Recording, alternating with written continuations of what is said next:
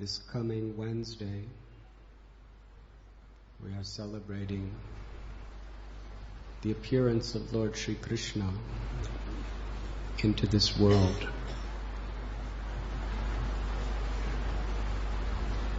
This is a world of birth and death. It is a world where there is danger at every step.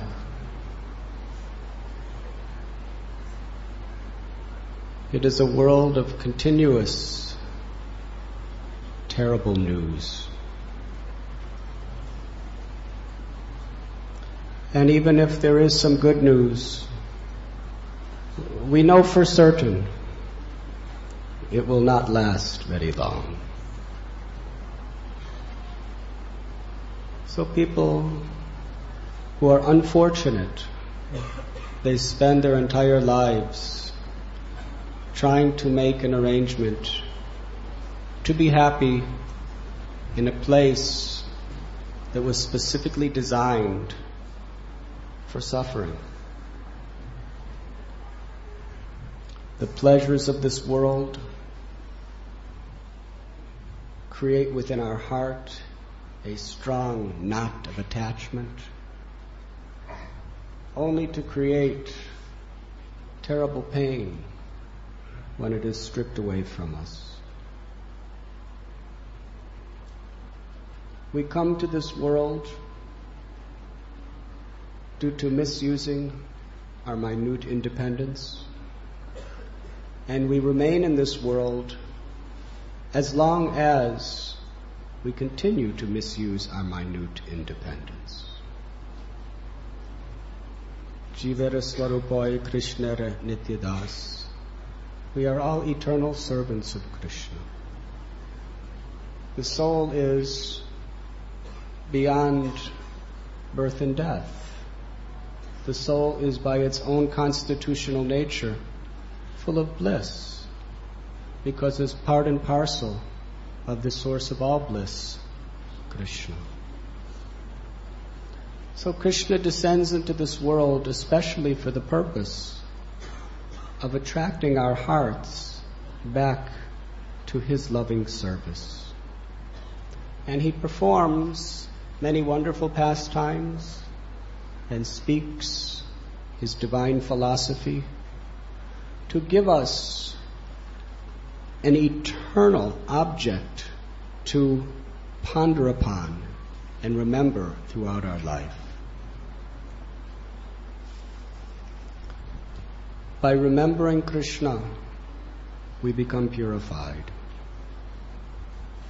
Therefore, the ultimate instruction of the Vedas that encompasses and also includes all other rules and regulations is to always remember Krishna and never forget Krishna. So we celebrate days like Janamastami to install the remembrance of Krishna within our hearts.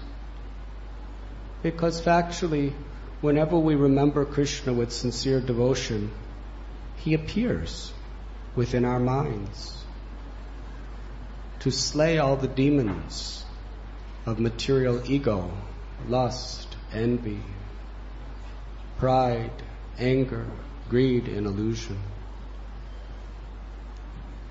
That is His mercy. There was a great Brahmin poet who prayed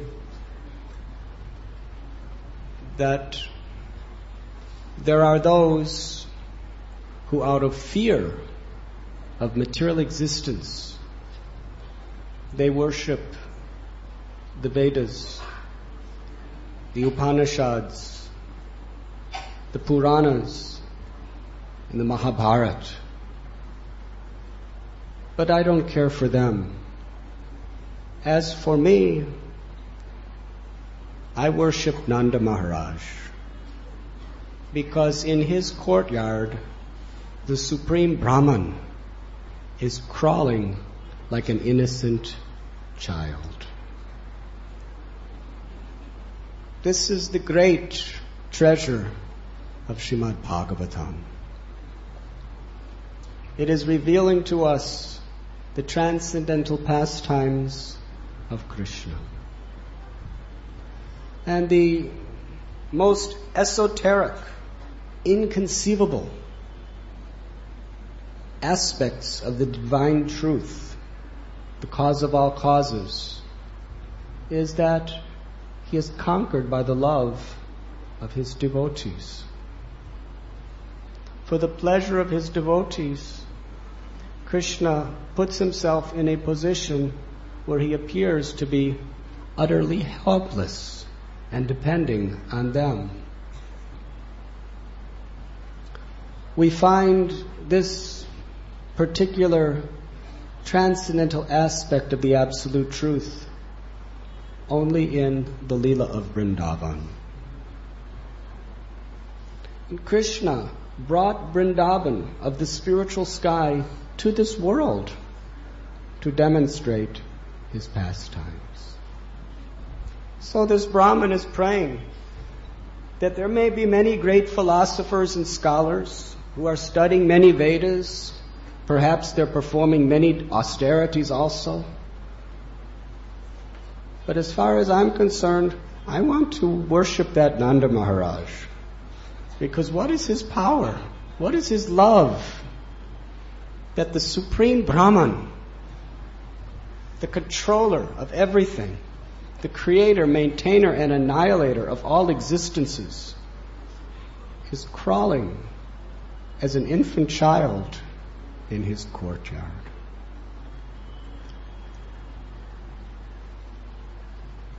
When Krishna would crawl in the courtyard of Nanda Maharaj, he was pretending to be exploring the material world, just like an ordinary child. Many of you do not remember when you were little babies. It's very hard to imagine what this world is when it's brand new to you. You can't really recollect anything of your previous lives. Everything is new. Just like some of our devotees, they're always looking for something new. If that's what you're into, looking for something new, then take birth again. And everything you see will be new.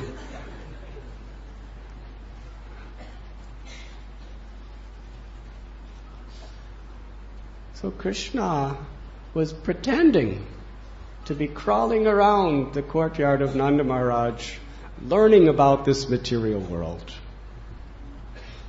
And he, along with his beloved brother Balaram, they would crawl through the mud of Braja. And when the gopis would see them crawling, they would resemble two beautiful serpents crawling through the mud. They would especially like to crawl through puddles of cow dung and cow urine. And Yashoda and Rohini, the mother of Krishna and Balaram, every day they would decorate their bodies with scented oils and sandalwood paste and musk and saffron. Now when their bodies would be mixed with the cow dung, the cow urine, and the mud of Braja, it looked very, very charming. When Krishna and Balaram would be crawling around, their ankle bells would be making sweet jingling sounds, charming everyone's hearts. But sometimes they would go a little distance from their mothers and they would hear the tinkling of some other older gopis' ankle bells. And as little babies, they would mistake those older gopis to be their mother and father. So they would start to crawl, crawl, crawl, trying to get to them, following the sound of the ankle bells. And the gopi would turn around and with great happiness see these two charming children, one bluish like a monsoon rain cloud, one pure white like a fresh spring cloud, covered with mud. And the gopi would say, "Oh, there is Krishna Balaram crawling." And when they would hear the voice and see the gopi, they would understand, this is not my mother. So immediately, being fearful, they would crawl back to Mother Jashoda and Mother Rohini. Sometimes the older gopis and gopas, they would test Krishna to see how he was learning. They would say, "Gopal, point to your face." And he, with his beautiful lotus hand, would point to his face. "Point to your ear." And he would point to his ear. "Point to your nose." He would point to his nose. Now this doesn't sound very exciting to many of you. But to the gopis, this was 100 billion times more exciting than the best American Academy Award-winning motion picture.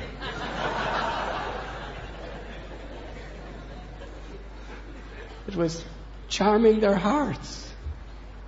Little Krishna saying, "This is my ear, this is my nose. Point to your arm. This is my arm. Point to your teeth." Krishna would say, "But my teeth haven't grown yet."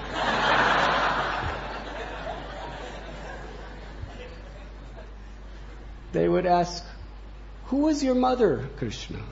Who is your father?" And with his very delicate baby-like hands, he would point to Yashoda and say, "Mata," and point to father, "This is my father." And all the gopis would be thrilled in ecstatic bliss. The ultimate joys in life are so simple. We have our whole computer technologies and all of our very, very technologically advanced devices that we're trying to use to find happiness. But in Vrindavan, this is where the ultimate ecstasy comes. By Krishna pointing to his mother, saying, "This is mother, this is father." One time, Krishna was crawling, and he came into a room full of jewels. And he saw a reflection on the jewel. And he was thinking that someone's watching me. So he became very fearful. And with his hand, he started trying to erase that image on the jewel. But the image just kept getting brighter and brighter. So being afraid, he crawled to his mother for protection. And when Mother Jashoda saw this, she was filled with happiness. When Krishna was trying to learn to walk, he would try very hard. And somehow he would get up a little, then he would fall down. And he would start to cry. Then he'd try again and fall down and start to cry. Here is the Supreme Lord, who is the ability in man. He's the power that is the source of everything. And just to please his mother, he's actually playing the role of such a child that he's struggling to get up, but he cannot walk. Think about it. What an inconceivable pastime. We are all infinitesimal, insignificant little jivatmas, and we're just walking around. How many of you even take note of the fact that you're walking when you're walking? We're so familiar with this walking, we don't even think. When was the last time you walked and you thought, "Oh, I know how to walk"? But here is the Supreme Brahman. He can't walk. He's trying, but he can't. So Yashoda Mai took her finger And Krishna grabbed onto that finger, very much took shelter of her finger. And she lifted him up, and she started walking along with Krishna. And he actually began to walk due to not letting go of the finger of his mother. But as soon as she took away the finger, Krishna fell down. Shri Krishna Bhagavan ki. Sometimes Yashoda Mai would dress Krishna in very, very fine clothes. But being a little baby cowherd boy, he didn't like these fine clothes. He would take them off in anger and throw them away. Another time, Yashoda Mai, she was dressed in beautiful jewels. And Krishna crawled up to her and started snatching those jewels from her and trying to place them on his own body. But for the pleasure of the gopis, he placed each jewel in the wrong place. One gopi, older gopi, she said to Gopal that if you dance for me, I will give you very fresh, sweet butter to eat. So Krishna, who couldn't walk with his legs yet, he started moving his arms and dancing very, very sweetly. And all the gopis began to laugh with great pleasure. Krishna becomes a dancing doll, like a dancing puppet, under the control of the love of his devotees. One time, Krishna started crying. Gopis said, "Please stop crying. We will give you butter, we will give you yogurt, we will give you milk, whatever you like, but stop crying. What do you want?" And he pointed to the moon, the full moon in the sky. He said, "I want that very, very concentrated condensed milk."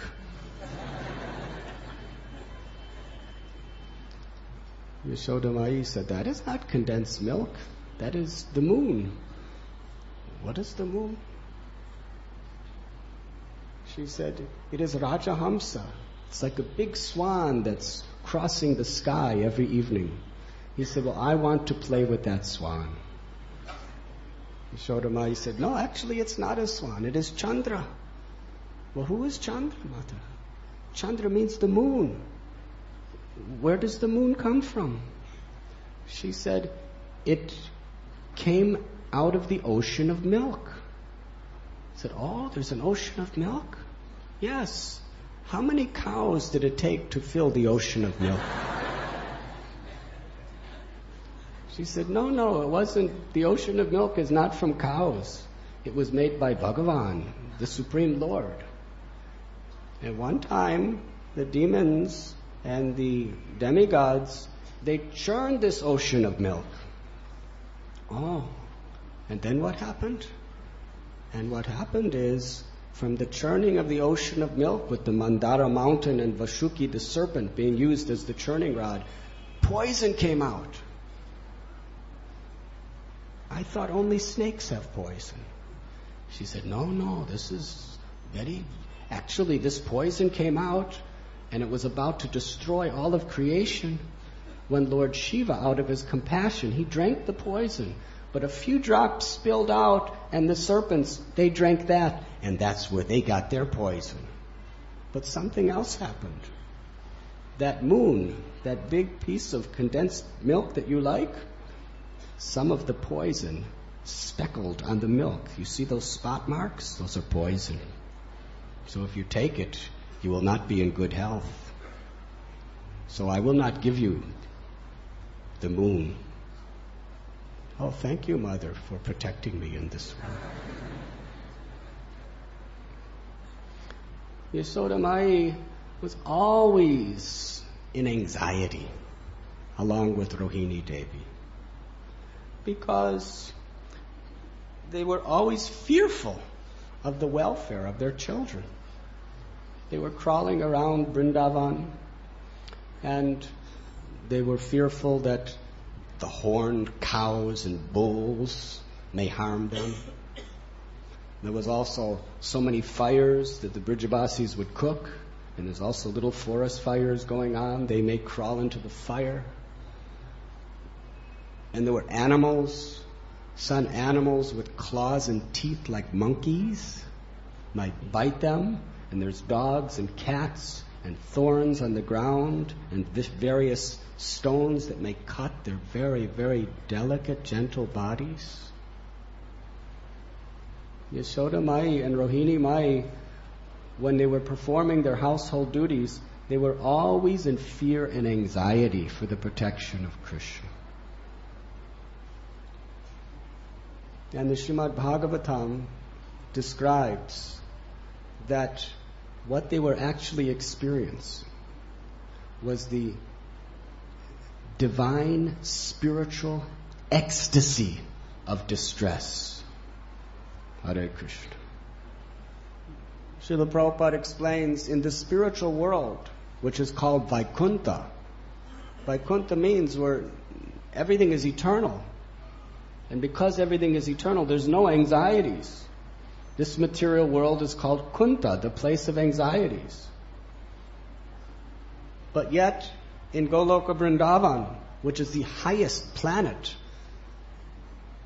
of all the Vaikunthas, there's crying and there's anxiety. But that anxiety is for Krishna. And therefore that anxiety only increases the intensity of our service attitude of love toward Krishna. Therefore it brings about ecstasy.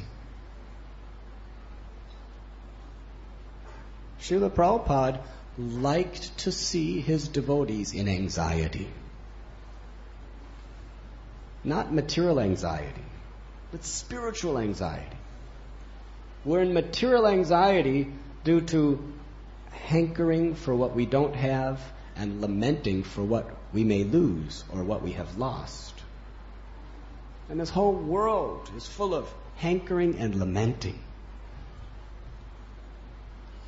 So many expectations that we just can't meet or others cannot meet. Practically throughout our life, it's just one anxiety over another. But in Krishna consciousness, we dovetail this propensity in an eternal spiritual form.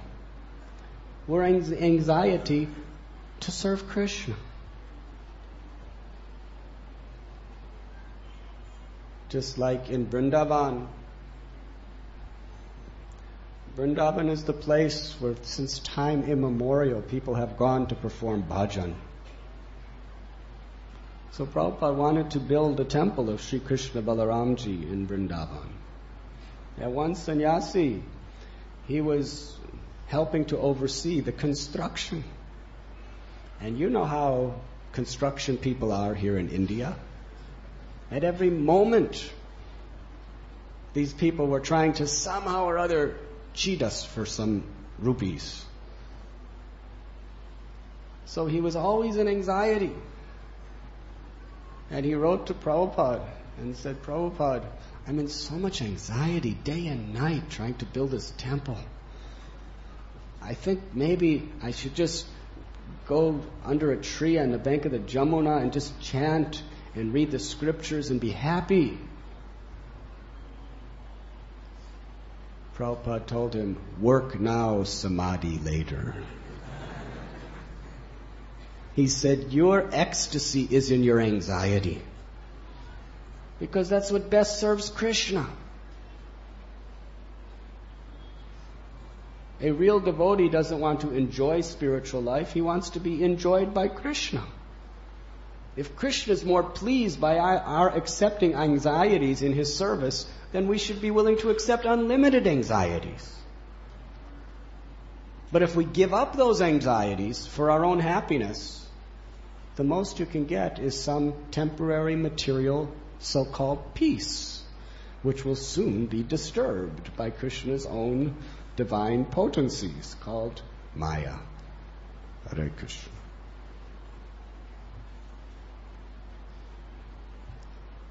So to be in anxiety over the condition of the conditioned souls who are forgetful of Krishna, that anxiety is based on love. And even in the spiritual world, when the gopis are feeling separation from Krishna, they are weeping and crying.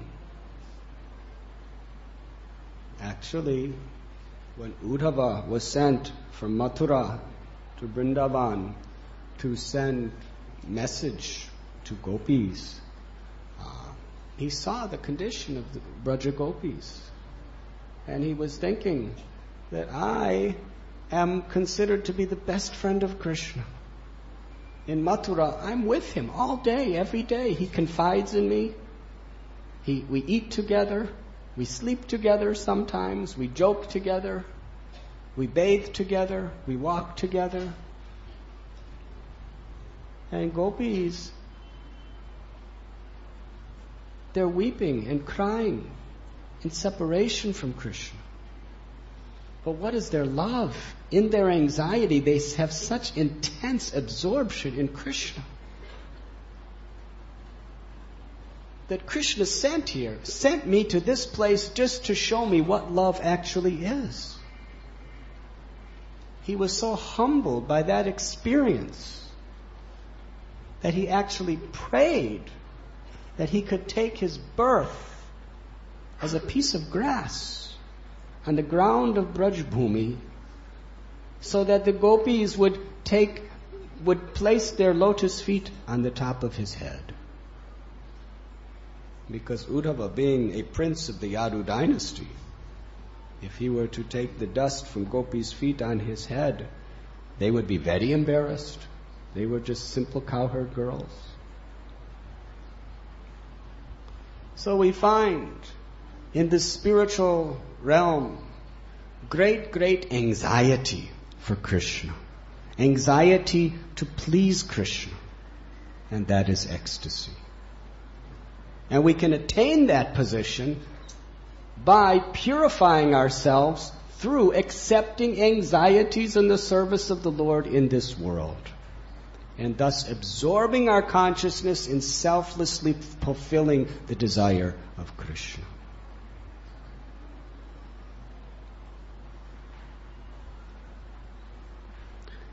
Little by little, Krishna began to walk on his legs.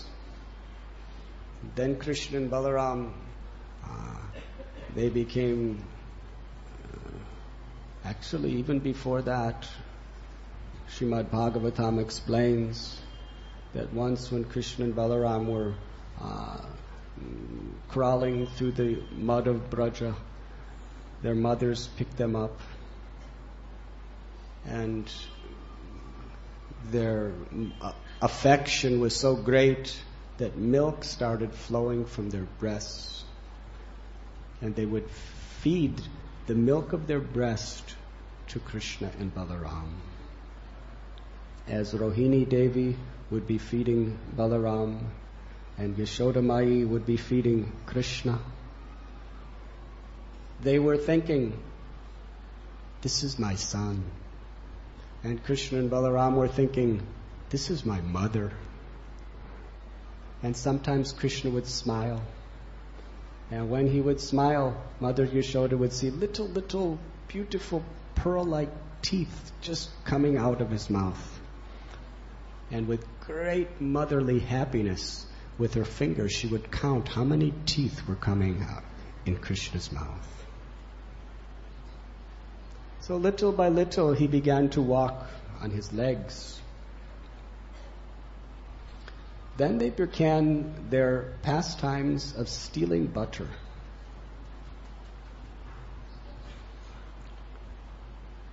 People wonder if the codes of religion teach morality.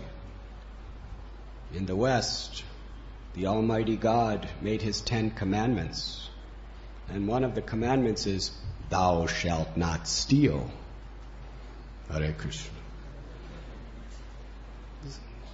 So why is the supreme source of all almighty gods stealing butter?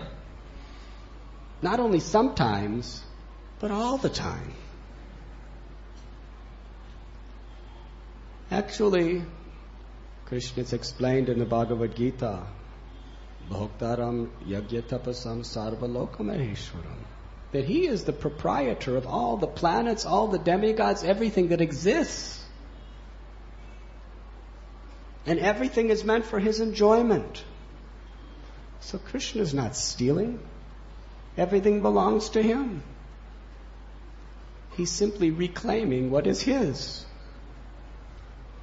But by performing this lila as an ordinary child, he's giving the ultimate happiness to those who he steals from.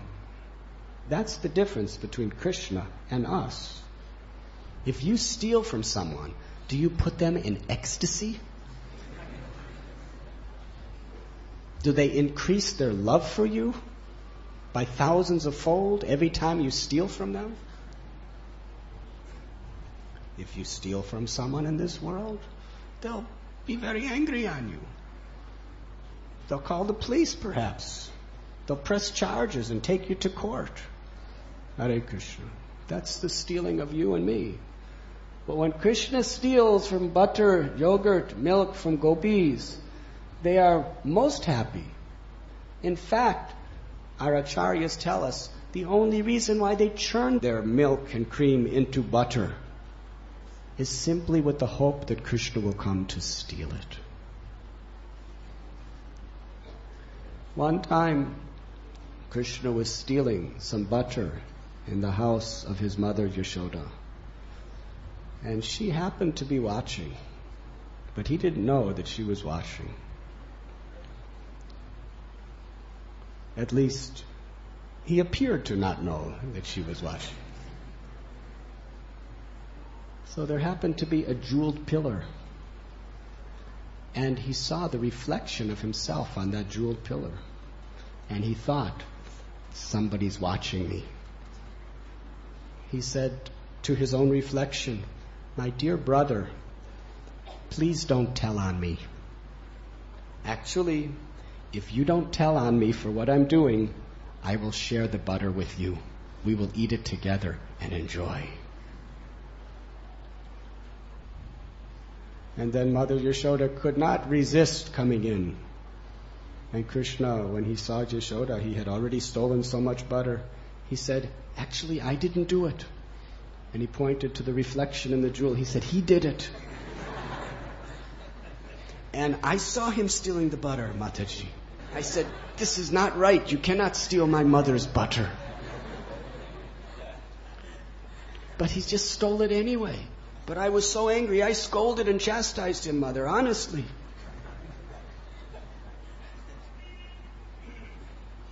Another time, Mother Yashoda came into the room, and she saw Krishna's hand in a pot of butter.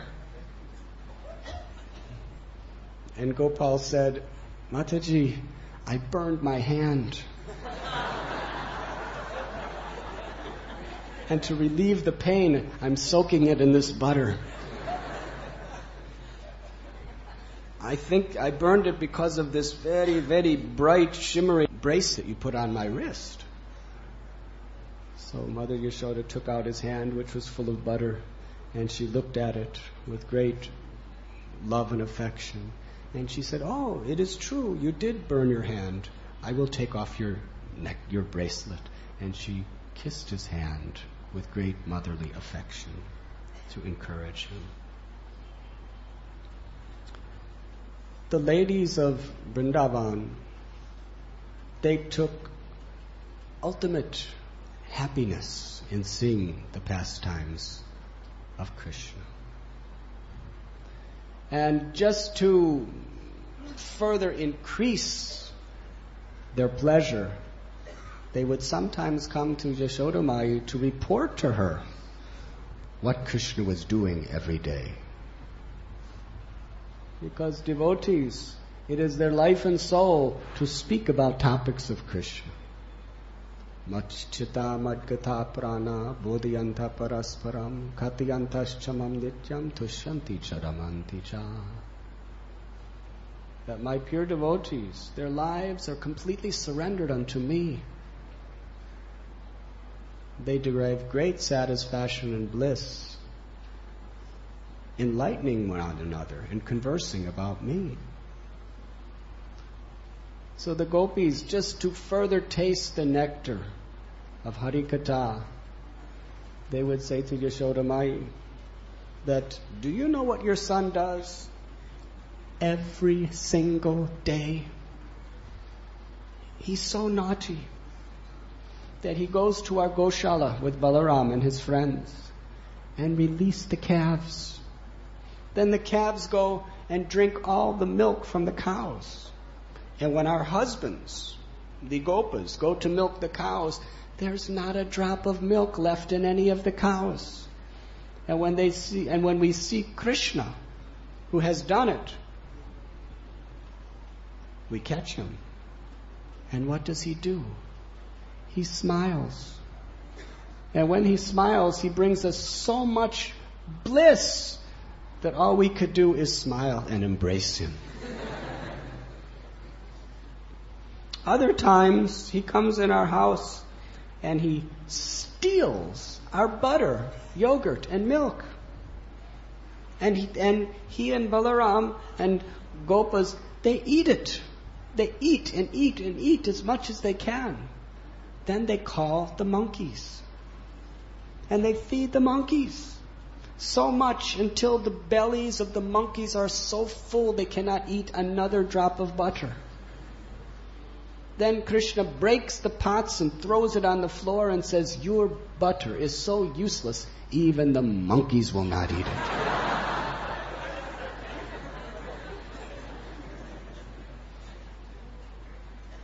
But that's not all they do.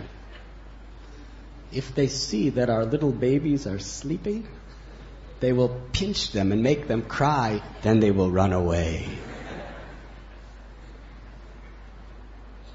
Sometimes we put our butter hanging from ropes from the rafters of the ceiling. Prabhupada explains that traditionally this was the custom. In case of some emergency, you always have a stock of milk products, so you keep it hanging from your ceiling. But how would Krishna get up to that pot of butter on the ceiling? The gopis explained to Yashoda Mai that they would get tables and they would get grinding mortars and they would just pile everything up to make like a ladder. Then they would crawl up as high as they could. And if still they couldn't reach it, they would take a stick and they would poke holes into the pot until all the butter would fall down and they would catch it and eat it with great happiness. Sometimes, when it's very dark and there's no light, these two boys, Krishna and Balaram, come into that room, and due to the effulgent jewels that you decorate their beautiful bodies with, the whole room lights up so they can find the butter very easily and steal it and eat it. Yashoda Mai said, oh, if that is the case, then I will take off their jewels. No, please do not take off their jewels. No need. Because actually these boys, they have such an effulgence in their bodies, they could light up everything even without their jewels. But let me tell you something else they do. When they're doing this pastime of stealing our butter, sometimes the gopas catch them and say, you are a thief. And Krishna would say with great anger, he said, no, you are a thief. Hare Krishna. Sometimes if they cannot find our butter and yogurt, because we hide it so nicely, they go to a very neat and clean part of our house and pass urine and stool. And now they are sitting there. Look at him. He's sitting just like a good boy who's so well behaved. And as the gopis were speaking in this way, Yashodamai looked at Krishna, and his eyes were moving about in great fear. Seeing the beauty of her son, Mother Yashoda would simply smile and embrace him and give him the milk from her breast. One day, Krishna and Balaram and their friends were playing. At the end of the day, they came home, and Balaram and his friends declared to Yashodamai that today Gopal was sitting in a solitary place eating dirt. Yashodamai was very much concerned. What will happen to his health if he's eating dirt? Krishna, our house is full of so many sweetmeats. We're providing all the best of everything for you. Why? Why are you eating dirt? Krishna said, No, my Mataji, I have not eaten dirt. They are liars. They have become angry upon us in our games, and now they are speaking these lies against me. I never ate dirt. And if you don't believe me, then you look in my mouth and you see if there is dirt. Yashodamai, she said, Oh, open your mouth. Let me see what is inside. So he opened his little mouth, that beautiful lotus mouth of child Gopal. She cast her glance into. And what did she see? She saw the entire universal creation. She saw all the planets, the demigods. She saw all living entities, moving and unmoving. She saw mountains and oceans. She saw the entire aggregate of gross and subtle elements and how they were being activated by the three modes of material nature and the time factor. Within this universal creation that she saw in the small mouth of her child, she also saw the whole of Vrindavan, and even herself looking in the mouth of Krishna. Upon seeing this, she became very philosophical. She was wondering, is this a dream? Is this a reality? What am I seeing? This is the mouth of my child. This is not an ordinary child. I have been thinking that he's my child. This is my illusion. With folded palms, she began to offer prayers to the Supreme Personality of Godhead. That under gross illusion, I'm thinking that this is my child. And I'm thinking that Nanda Maharaj is my husband. And because he's my husband and he's the king of Braja, I'm thinking that all the wealth and all the possessions that we have are mine.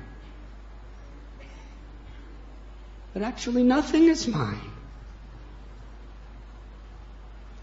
She entered into a state of philosophical realization and total detachment.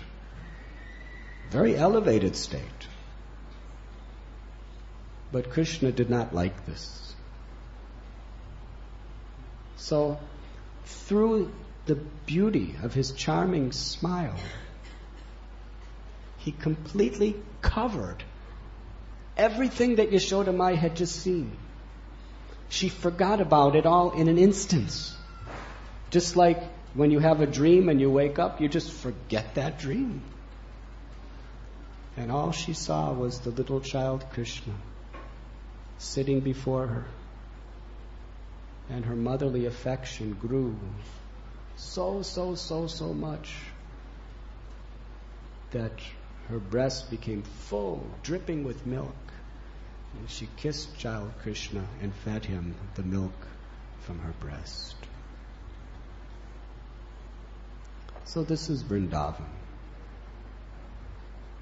where the almighty power of the absolute truth is forgotten due to the intensity and simplicity of pure unconditional love. Sri Chaitanya Mahaprabhu came to this world in the age of Kali Yuga to broadcast this message, that the highest abode is Vrindavan, the highest form of the absolute truth is Brajendra Nandana Krishna, and the most sublime method of achieving that truth is through the process of bhakti, or devotional service. And of the 9 processes of devotional service, one stands as most resplendent in this age of Kali, and that is the chanting of the holy names. Hare Krishna, Hare Krishna, Krishna Krishna, Hare Hare, Hare Ram, Hare Ram, Ram Ram, Hare Hare.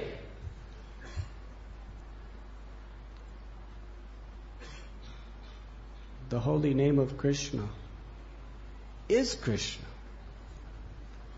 We were speaking yesterday about a beautiful statement that Prabhupada made to one of his disciples. One of his sannyasi disciples, I believe, was giving a class on Prabhupada's order. And Prabhupada was sitting there listening to his class. O great pundits of Radha Gopinath Temple, how would you like to give a class in the presence of Srila Prabhupada? Hare Krishna. You would probably be in great anxiety.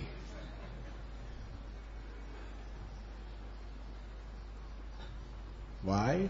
Because if you say one thing that is even slightly departing from perfect Siddhanta, he will be there to say, ah?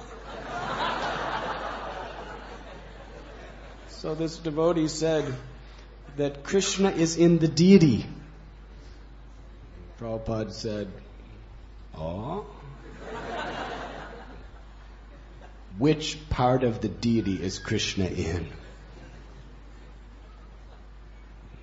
Now, if anybody else asked that question, I'm sure he would give so many answers. He's given every part of the deity. But when Prabhupada asked it, the person became blank and silent. Then Prabhupada said, no, Krishna is not in the deity. Krishna is the deity. Hare Krishna. So similarly, it is not that Krishna is in his name. Krishna is his name. Nama Chintamani Krishna's Chaitanya Ras Vigraha.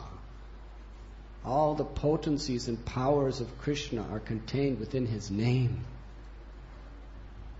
Therefore, the ultimate benediction in all creation is the name of Krishna. Param Vijayate Sri Krishna Sankirtanam. All victory to the crest jewel of all benedictions upon all humanity, which is the congregational chanting of Lord Krishna's Hare Krishna, Hare Krishna, Krishna Krishna, Hare Hare, Hare Ram, Ram Ram, Hare Hare. And especially the loud chanting of the holy name in kirtan not only delivers oneself, but spreads the mercy of Krishna throughout the entire universal creation. Hare Krishna, Hare Krishna, Krishna Krishna, Hare Hare, Hare Ram, Ram Ram, Hare Hare.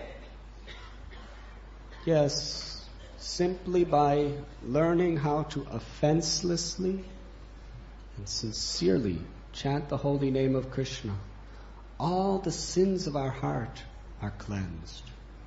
And all the reactions of all our past sins, which take the form of desires and attachments, are cleansed from our heart. We should know that all of our material desires are reactions to our past sins. And from the transcendental perspective, even pious activity is criminal. Hare Krishna. Anything that is not done in devotional service to the Lord is criminal.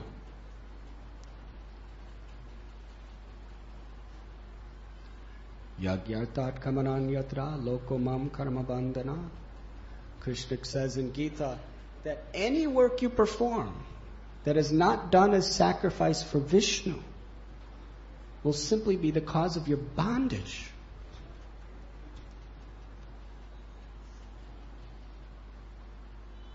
How many desires, how many attachments do we have stored within our consciousness? It's unlimited, countless. But yet, by even once chanting Krishna's name, without offense, all of those sins and all of the reactions of all of our material desires are cleansed. That is the power of the chanting of the holy names. Therefore, there is no more auspicious activity in all of creation than the chanting of this Sankirtan movement.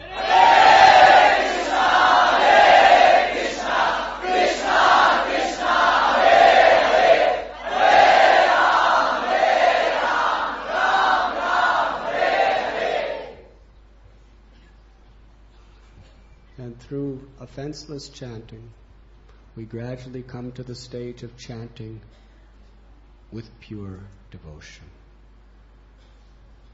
And when we chant purely, entering through the stages of Ashakti, Bhava, gradually Krishna reveals his form,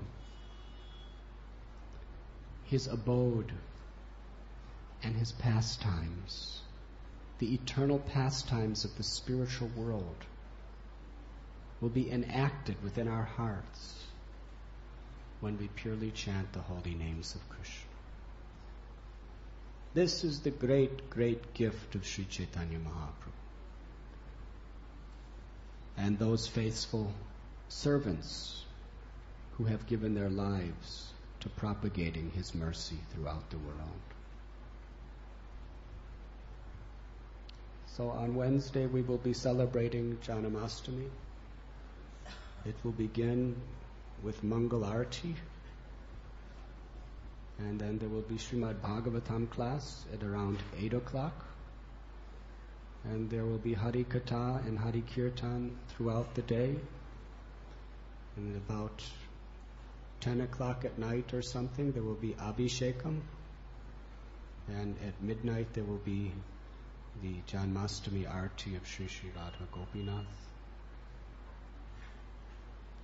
We should not come just for some ritualistic religious piety. We should be coming, offering our hearts, our love, and our lives to Sri Radha and Gopinath. There's a custom throughout the world where you give someone gift on their birthday. Yes? You do that in India also?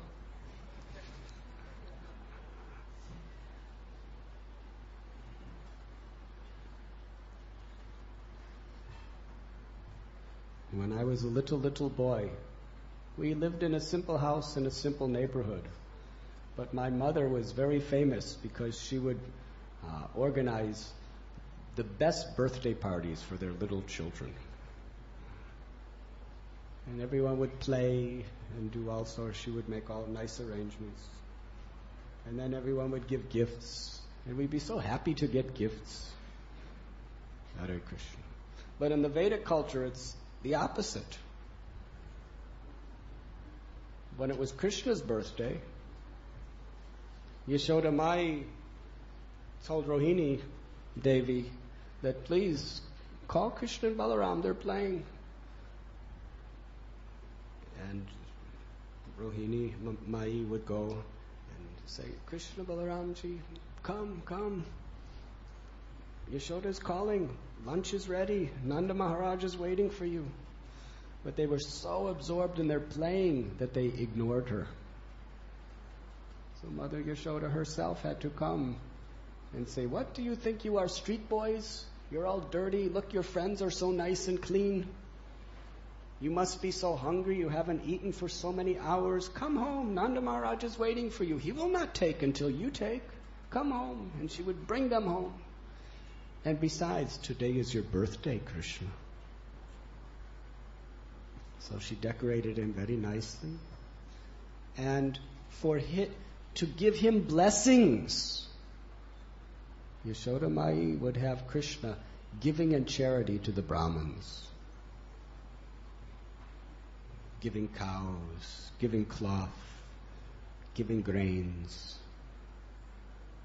Because the best gift that you can receive is the blessing of great souls. And the way you receive the blessing of great souls is not by taking from them, but by serving them.